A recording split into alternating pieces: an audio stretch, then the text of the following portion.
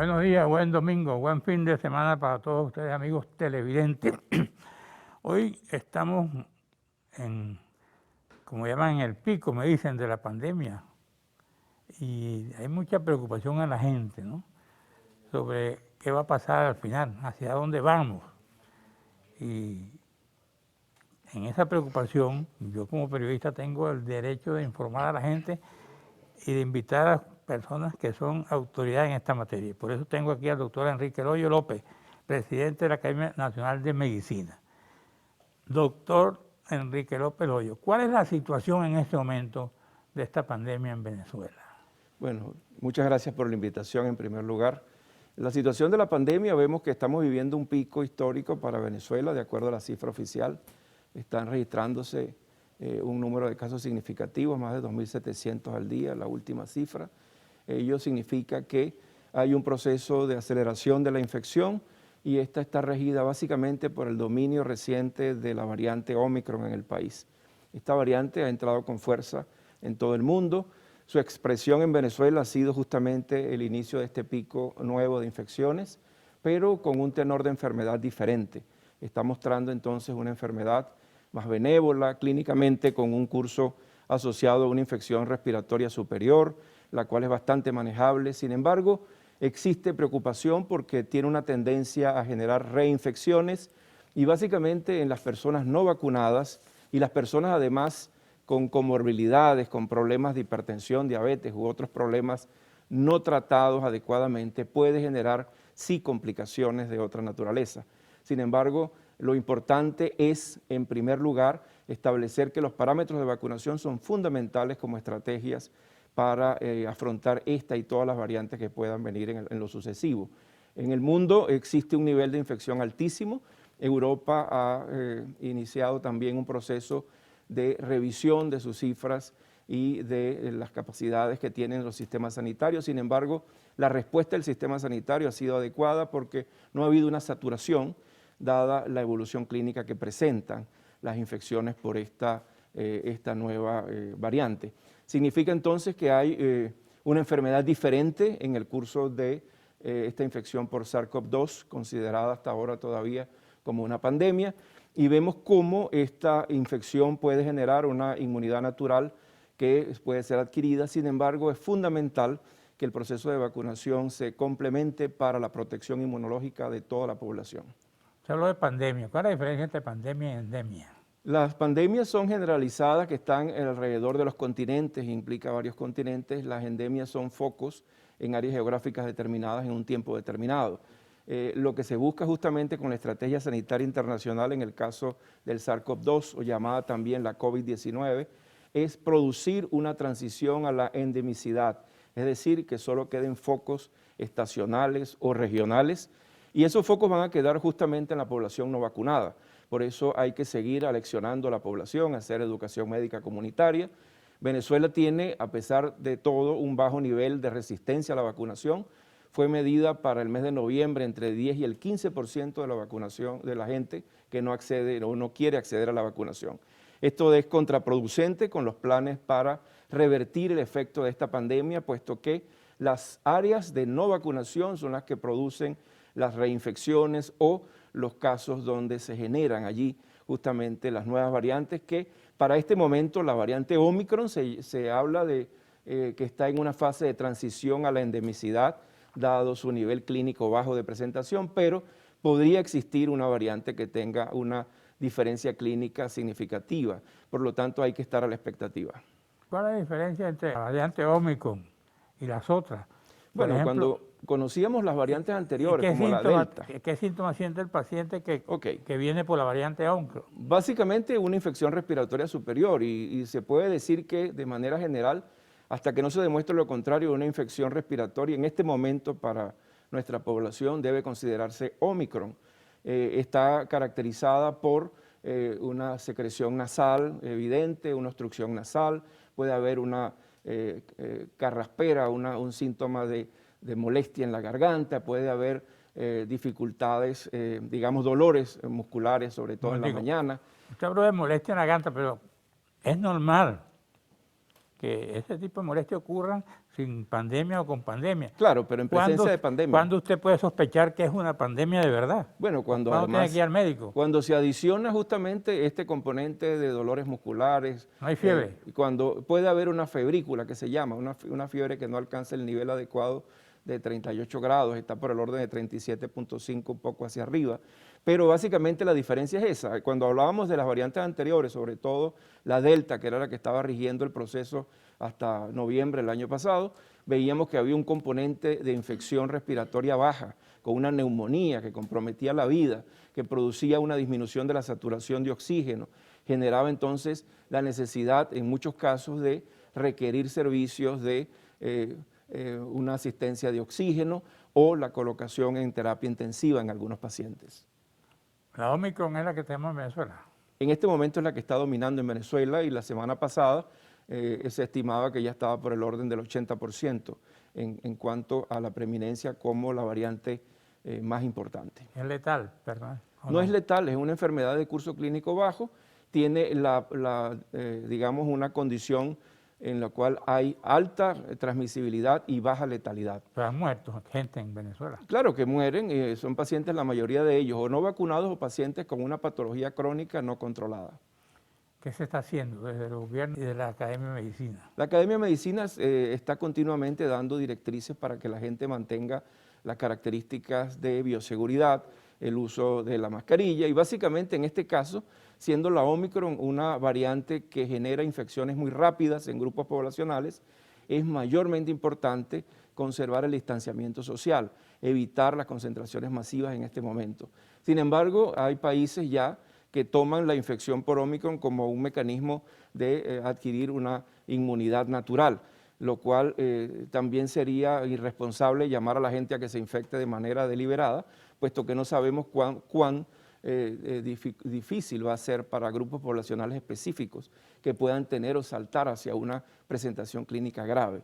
Entonces, básicamente, el fundamento sería mantener la bioseguridad.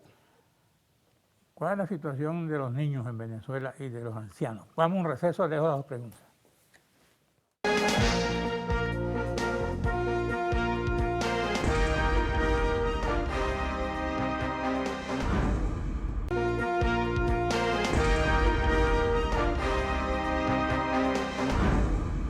Bueno, le dejé dos preguntas y ahora le digo lo de la prevención para añadir la tercera.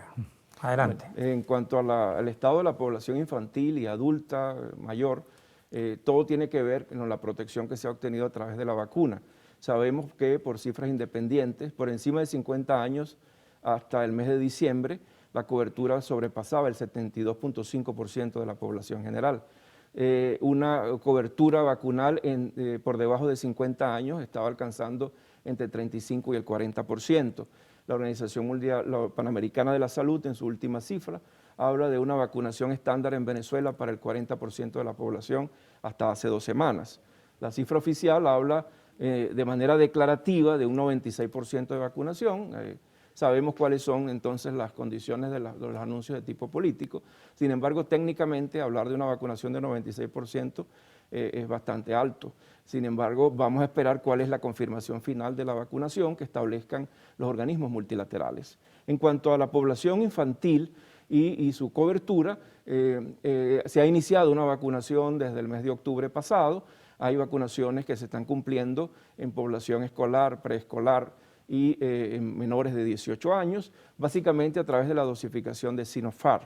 En Venezuela, dentro de los esquemas de vacunación, la Sinopharm es la dosificación más utilizada, está por el orden de más del 75% de las dosis, un 14% y un poco más sobre la dosificación de Sputnik V, y el resto se ha cubierto en menor grado con Sinovac. El gobierno ha establecido también la posibilidad de una vacunación con unas formulaciones vacunales candidatas. Nosotros hemos hecho desde la Academia Nacional de Medicina la advertencia de que se tienen que presentar las pruebas científicas, sobre todo en los protocolos de la tercera fase, que tienen que ver con cuál fue la población que fue probada con esta dosificación, cuáles fueron sus efectos colaterales y sobre todo en la población infantil, que ha sido el anuncio oficial para utilizar estas vacunas. tenemos fe en que se cubra la vacunación en el menor tiempo posible. Ha habido una progresión a pesar del retraso el año pasado y reconocemos el esfuerzo del Estado para lograr este proceso de vacunación. ¿Usted refería a la Abdala? Sí, en las dosificaciones que se han anunciado. Nosotros no es que estamos haciendo una tipificación negativa de estas dosificaciones porque de la isla han venido otras vacunas que han tenido mucho éxito en Venezuela, aquellas de las vacunas de la hepatitis, por ejemplo, claro, que han sido utilizadas en Venezuela desde hace años con mucho éxito.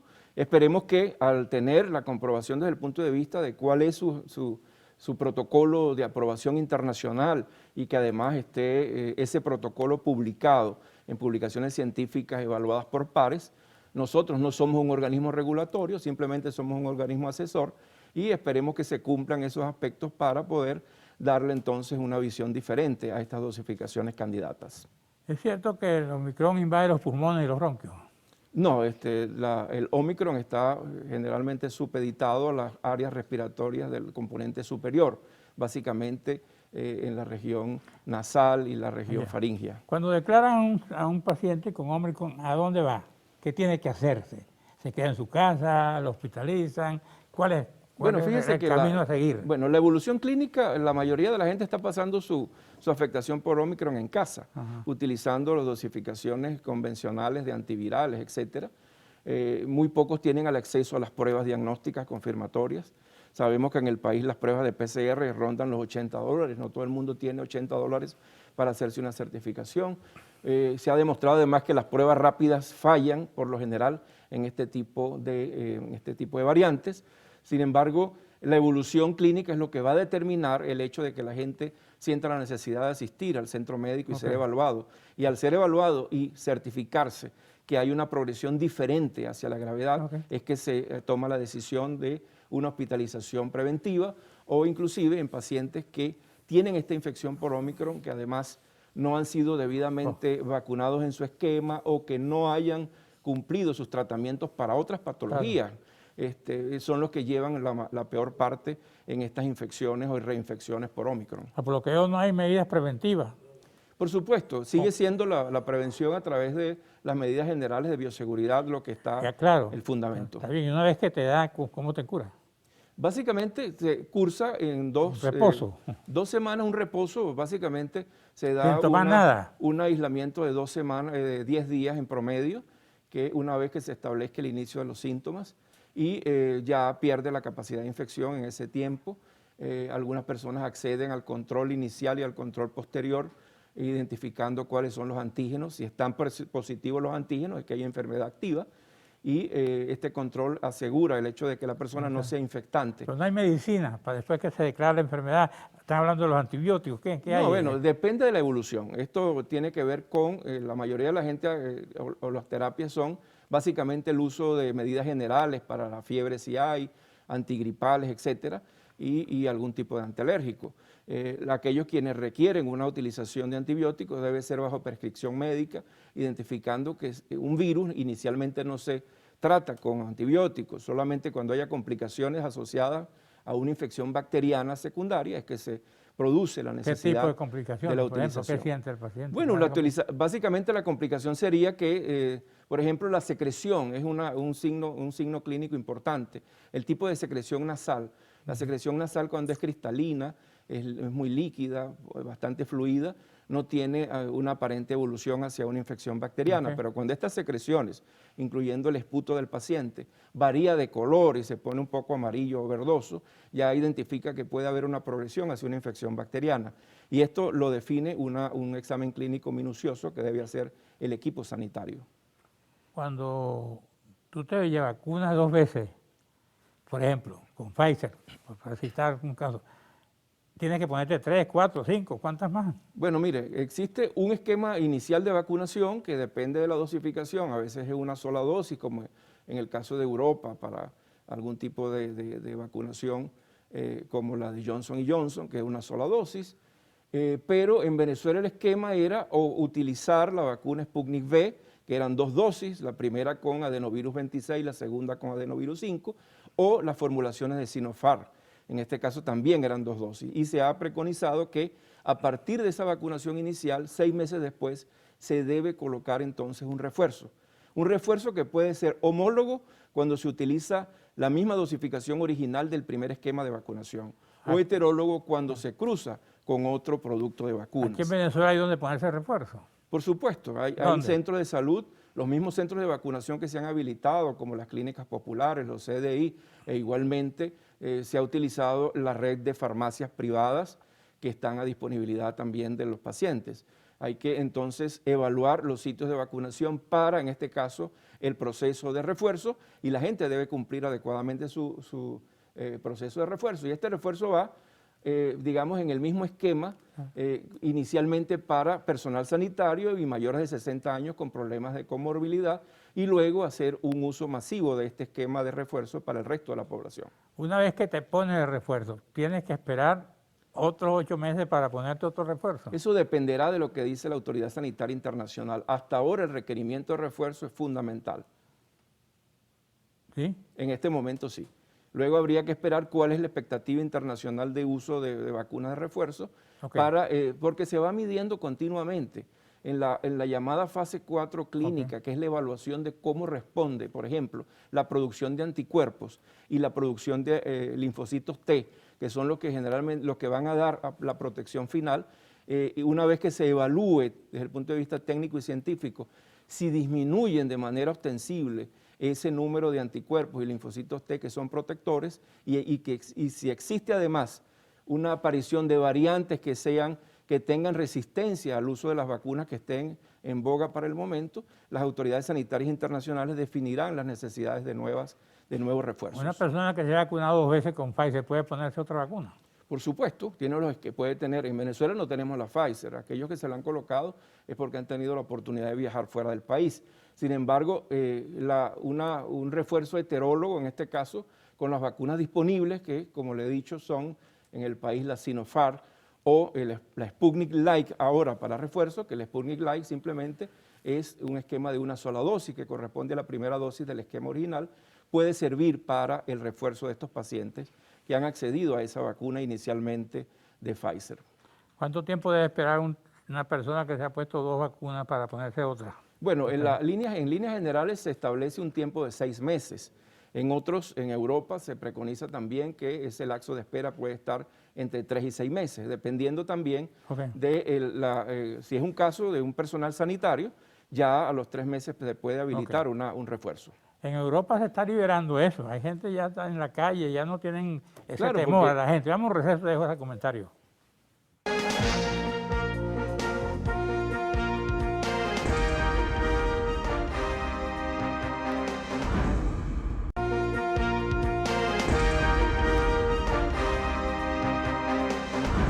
¿Cuán efectiva es la vacuna? Porque hay también un movimiento antivacuna que dice que eso no sirve para nada. Bueno, la vacuna es el fundamento de la estrategia contra la pandemia de la COVID-19. La vacunación es la que garantiza una inmunidad efectiva. No hay que esperar que haya una inmunidad natural porque se ha demostrado que la inmunidad adquirida a través de la vacuna es la que da mayor capacidad de producir anticuerpos neutralizantes y linfocitos T que reconocen una nueva entrada del virus y lo neutralizan adecuadamente. Por lo tanto, la gente tiene que acceder a la vacunación como una estrategia fundamental de la salud pública internacional para poder dar al traste con esta pandemia de manera definitiva. Si tú te pones 2 dosis de Pfizer, ¿puedes ponerse una tercera y cuarta que de otro tipo? Sí, por supuesto. Eso es lo que ya hablábamos ya antes de la vacunación heteróloga. Ah, ya. Ahora, la cuarta dosis triplica la protección en los casos. Bueno, sí se han hecho estudios sobre todo en países que disponen de recursos y vacunas. Ya hay países que han accedido a cuartas dosis inclusive.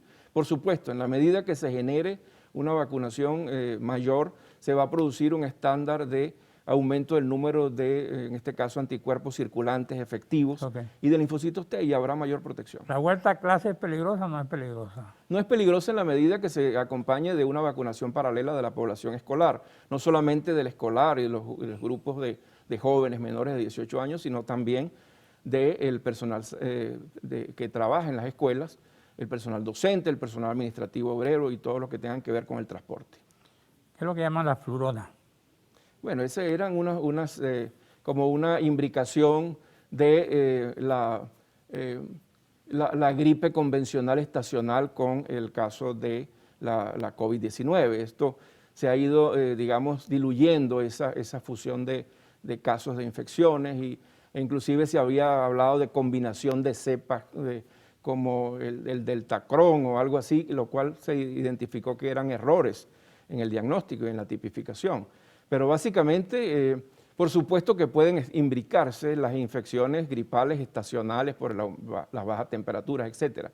Pero la responsabilidad es que el grupo sanitario identifique que toda infección en este momento, sobre todo en Venezuela, del tracto respiratorio superior es Omicron hasta que no se demuestre lo contrario, porque es la manera de mantener una vigilancia epidemiológica efectiva. Hay una especie de trauma, la gente no sabe cuándo es, si siente un poco de molestia en la nariz, cree que tiene virus. ¿Cómo aclarar esas dudas en un supuesto paciente de eso? Bueno, la aclaratoria tiene que ser tácita. Cualquier infección respiratoria en este momento es Omicron hasta que no se demuestre lo contrario, porque es lo que va a llevar a la vigilancia sanitaria efectiva de estos pacientes. El Omicron. Aquí dices tú que el Omicron es el virus más infectado en toda la historia. El Omicron es la variante viral, en este caso es una variante del SARS-CoV-2 y cuando se tipifica, digamos, el nivel de capacidad de infección de esta variante, es mucho mayor que lo que se conocía para el sarampión, inclusive hasta el 50% mayor del sarampión en algunos estudios, lo que lo convierte entonces en el elemento de infección de mayor efectividad de infecciones y de más rápidas infecciones y difusión de infecciones en todo el mundo hasta ahora. Esa es la secuela del Omicron.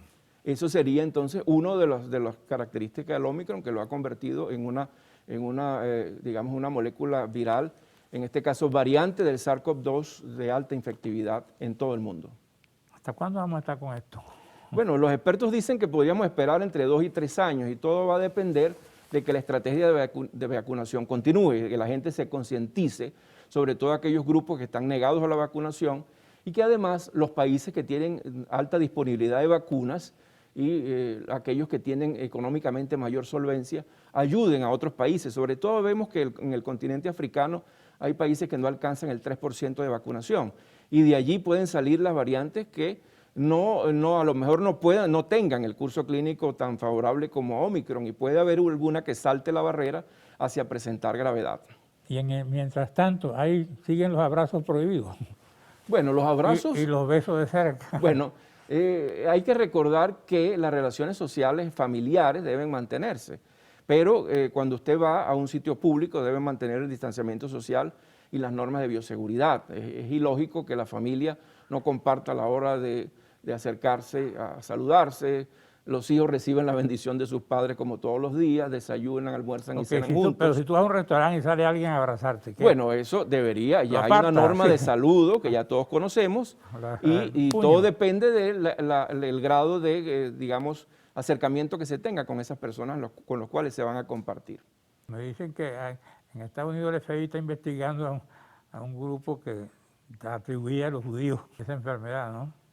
Bueno, sí, que existen algunos, digamos, grupos poblacionales que han tenido estrategias. Se habló de que Israel estaba tratando de favorecer infecciones para generar una infección masiva y así producir una capacidad de inmunidad natural. O sea, hay muchas estrategias. Okay. En Estados Unidos sí hay grupos antivacunas muy importantes que tienen mucho poder, sobre todo mediático, y no debemos preconizar en el país ese tipo de grupos antivacunas. Vemos como las redes sociales se prestan para eso y esperemos que lo fundamental es que la gente tenga una capacidad de analizar los beneficios de la vacunación porque es lo que le va a producir mayor seguridad a toda la familia, a la comunidad y al país. Hay un trauma psicológico en la gente también, ¿no? ¿Qué hacer frente a eso? Bueno, por supuesto, frente a ello lo que hay que hacer es educación médica comunitaria. En la medida que usted identifique cuáles son las características de una infección y que la trate a tiempo y que se ponga en contacto con el equipo sanitario, se van a disipar ese tipo de dudas en la comunidad. ¿Cuándo se crean los anticuerpos? Los anticuerpos se crean a través de 2 tipos de inmunidad, por ejemplo, la inmunidad natural y la inmunidad adquirida. Ajá. La adquirida es por vacunas, que usted induce a través de... ¿Qué llaman ustedes anticuerpos?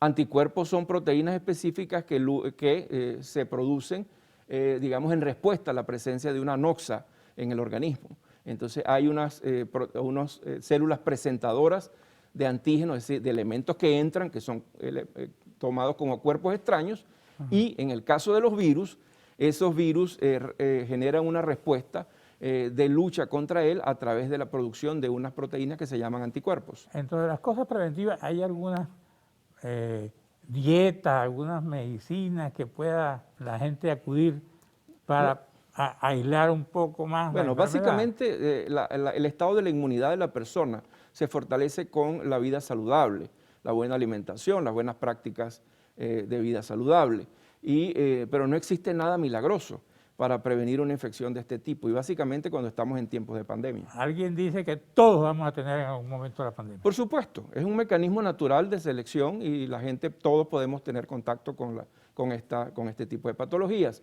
Recordar que hay un grupo significativo de la población que nunca ha presentado síntomas. ¿Cuáles son los más expuestos? ¿Los que van a restaurantes, los que van al cine, los que van a dónde? Los que van a sitios de difusión de presencia masiva de personas, los que van a cines, los que van a conciertos, a restaurantes que no cubran los mecanismos de bioseguridad. Básicamente aquí se ha demostrado con el tiempo que la transmisión va a través de gotas que están esparcidas en el aire. Entonces el uso de espacios libres, ventilados, favorece la prevención y es importante que se pueda tomar en cuenta esto. Explícame eso, cuando tú vas caminando por la calle y hay gente que hace ese ejercicio todos los días, ¿estás corriendo un riesgo? Claro que sí, Porque está puede expuesto. llegar de alguna parte una gotica. Por supuesto, está expuesto, porque básicamente se Entonces, habla... ¿qué hace? No hacer No, es que ejercicio. la transmisión es por aerosoles y básicamente cuando hay una buena ventilación, cuando hay viento circulante en diferentes direcciones, disminuye la probabilidad de contacto con el germen. Y por eso se crea este distanciamiento que debe ser entre 1.5 y 2 metros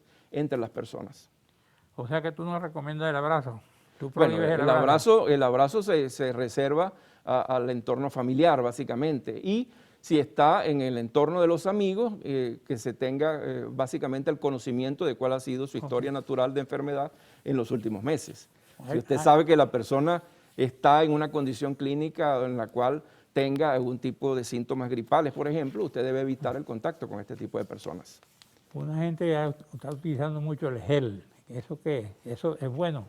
Bueno, el gel tiene una ¿Eso concentración, protege algo? bueno, básicamente tiene una concentración de alcohol y se basa en esto, en los mecanismos en los cuales estos gérmenes pueden ser neutralizados a través de sus características anatómicas y químicas, utilizando este tipo de elementos. Pero se ha demostrado ya con el tiempo que la infección es básicamente a través de aerosoles y que está en el espacio. Hay gente como Fauci o como un señor que sale de las Naciones Unidas que dice que esto está a punto de llegar al final.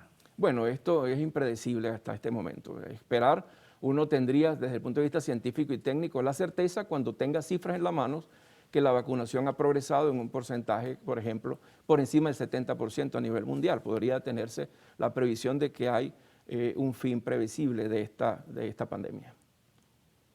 Cuando alguien lo declaran con pandemia, ¿es preferible quedarse en casa o llevarlo al hospital? Y el otro problema es que no hay cupo en los hospitales. Bueno, Sí, si hay cupo, eso. si hay la necesidad clínica, si ya la gente sabe cuál es la progresión clínica del problema, si hay progresión clínica, sobre todo cuando hay compromiso ventilatorio, que haya además una alteración de sus morbilidades previas como hipertensión, diabetes, etcétera, asociado a este tipo de infecciones, es perentorio que vaya entonces a la consulta médica y mantenerse en contacto con el equipo de salud. Estamos terminando el programa. ¿Cuáles serían tus recomendaciones específicas, el 1, 2, 3, a la gente que te está viendo, Bueno, para, por lo menos, si no, evitarlo, alejarlo? Bueno, básicamente ya la gente sabe cuáles son las medidas de bioseguridad. Mantener el uso del distanciamiento social es fundamental. En este caso, y si hay una reunión, hacerlo a través de espacios abiertos, donde hay una ventilación que se pueda corroborar de esa forma. Igualmente el uso del tapabocas y el lavado frecuente de manos o uso de gel, cuando se hace entonces, el contacto físico en las áreas sociales. Entonces, ya la gente sabe cuál es la estrategia y en este caso para Omicron, dada su alta infectividad, el distanciamiento social es fundamental. y estar en espacios abiertos. Cuando hablas de pandemia, solamente hablas de Ómicron, no hay ninguna otra. No, por supuesto, ahí está coexistiendo todavía con otras variantes. ¿Okay? En el caso de la Delta todavía hay casos de Delta, que son los que generan la preocupación clínica de gravedad. La Delta es más grave que la Ómicron. Por supuesto, porque esa está identificada con una fase de alteración y lesión pulmonar importante. Aquí dice, ¿cómo sabes si una gripe es una combinación de gripe con coronavirus? Bueno, es imposible desde el punto de vista clínico, pero lo importante es que la gente se tenga la idea de que toda afectación de tipo gripal en este momento es una afectación por Ómicron hasta que no se demuestre lo contrario. Conclusión, evitar los abrazos. Bueno, evitar abrazos que no sean confirmados de personas, que vengan de personas desconocidas sobre todo. Los enamorados, por ejemplo. Bueno, los enamorados si ya están en un contacto previo y ya saben su condición clínica, no hay ningún problema. No. Para nada. Ok. Muchas gracias. Muchas gracias a usted por la invitación. Doctor Enrique López Loyo, presidente de la Academia Nacional de Medicina. Gracias a usted, amigos televidentes. Nos veremos aquí el próximo domingo a esta misma hora. Gracias, doctor.